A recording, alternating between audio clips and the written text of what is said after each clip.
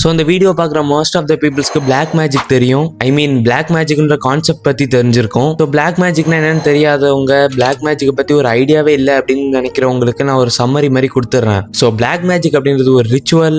ஒருத்தர் மேலே ரிவெஞ்ச் எடுக்கணும் அப்படின்னு நினைச்சாங்கன்னா, இல்லை ஒருத்தருக்கு இன்னொருத்தரோட வளர்ச்சி பிடிக்கல, அவங்க மேலே செல்ஃபிஷாக இருக்காங்க அப்படின்னு அவங்க இந்த ரிச்சுவலை பண்ணுவாங்க. ஸோ அந்த பிளாக் மேஜிக் ஆக்சுவலாக எப்படி ஒர்க் ஆகும்னா, அந்த ரிச்சுவலை பண்ணுறவங்க ஏதோ ஒரு ஸ்பிரிட் கூட கனெக்ட் ஆகி, அந்த ஸ்பிரிட் இல்லாட்டி அந்த ஈவில் எனர்ஜி, இந்த நெகட்டிவ் எனர்ஜின்னு சொல்லுவாங்கல்ல, ஸோ அந்த நெகட்டிவ் எனர்ஜி எல்லாத்தையுமே யார் மேலே ரிவெஞ்ச் எடுக்கணும்னு நினைக்கிறாங்களோ, இல்லை யார் மேலே செல்ஃபிஷாக இருக்காங்களோ அவங்களோட ஹேர் சாம்பிள்ஸ் இல்லாட்டி இந்த மாதிரி விஷயங்களை எல்லாம் கலெக்ட் பண்ணி அந்த நெகட்டிவ் எனர்ஜி எல்லாத்தையுமே அவங்க மேலே பாஸ் பண்ணுவாங்க. ஸோ அந்த நெகட்டிவ் எனர்ஜி எல்லாம் யார் மேலே பாஸ் பண்ணுறாங்களோ அவங்களோட வளர்ச்சி குறைஞ்சிரும். ஐ மீன் அவங்க பெரிய இதில் இருந்தாங்கன்னா அவங்க வளர்ச்சி கம்மியாயிரும்.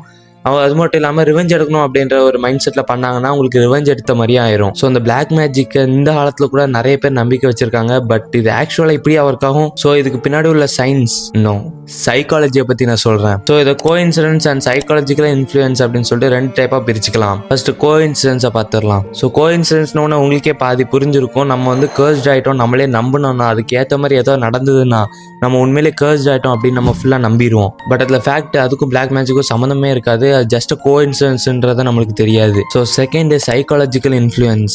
ஃபார் எக்ஸாம்பிள், ஒரு பர்சன் இன்னொரு பர்சன் கிட்ட போயிட்டு நான் மேலே பிளாக் மேஜிக் யூஸ் பண்ணிட்டேன், இன்னும் 7 டேஸில் உனக்கு ஏதாவது டெரிபிளான ஏதாவது ஒரு விஷயம் நடக்கும், இப்படி போய் அந்த பர்சன்ட்ட சொன்னா அந்த பர்சன் சிரிச்சிட்டு இதெல்லாம் இன்னுமா நம்பிக்கிட்டு இருக்கேன் அப்படின்ற மாதிரி சொல்லிட்டு போயிடுவான். ஸோ அதுக்கப்புறம் அதில் ஃபியூ டேஸ்க்கு அப்புறம் அவன் அதை பற்றி யோசிக்க ஆரம்பிப்பான். அந்த மாதிரி சொல்லிட்டு போனான், ஒருவேளை உண்மையா இருக்குமோ அப்படின்ற மாதிரி யோசிப்பான். ஸோ அதுதான் ஸ்டார்டிங் ஸ்டேஜ். ஸோ அவன் அப்படி ரிப்பீட்டடாக அதை பற்றி யோசிச்சுட்டே இருக்க போது அந்த நாள் நெருங்க ஐ மீன் அந்த வீக்கெண்ட் நெருங்க 7 டேஸ்க்குள்ள ஏதோ ஆயிரும் சொல்லிட்டு போனானே, உண்மையிலே ஏதாவது ஆயிருமோ அப்படின்ற மாதிரி அவன் நிஜமாவே பயப்பட ஆரம்பிப்பான். அவனோட நைட்டுமே ஸ்லீப்லெஸ் நைட்டா மாற ஆரம்பிக்கும். அவனுக்கு என்னதான் அது மேல நம்பிக்கை இல்லைனாலுமே அந்த பர்சனுக்கு அந்த மைண்ட்ல அந்த இது ஓடிக்கிட்டே தான் இருக்கும். அண்ட் அவனோட பிரெயின் எல்லா அன்யூஸ்வலான த்ரெட்டுக்குமே அலர்ட் ஆக ஆரம்பிக்கும். ஸோ என்ன அவனுக்கு அன்யூஸ்வலா நடந்தாலுமே இது இதனால தான் இருக்குமோ, அந்த பிளாக் மேஜிக்னால தான் இருக்குமோ அப்படின்ற மாதிரி அவன் யோசிக்க ஆரம்பிச்சிருவான். நம்ம பிரெயின் அலர்ட் ஆகுறதுனால ஸ்ட்ரெஸ், ஹெட்ஏக் இந்த மாதிரியான விஷயங்கள்லாம் நம்மளுக்கு ஏற்படும். ஸோ அந்த 7 நாளுக்கு அப்புறம் அவன் சொன்ன மாதிரி பயாலஜிக்கலா நம்ம உடம்புல ஏதோ ஒரு பிரச்சனை வந்துடும். ஸோ அந்த பர்சன் என்ன நினைப்பான், இது நம்ம சூப்பர் நேச்சுரல் பவர்னால தான், அவன் பிளாக் மேஜிக் பண்ணதுனால தான் நமக்கு இந்த பிரச்சனை வந்துருச்சு அப்படின்னு நினைப்பான்.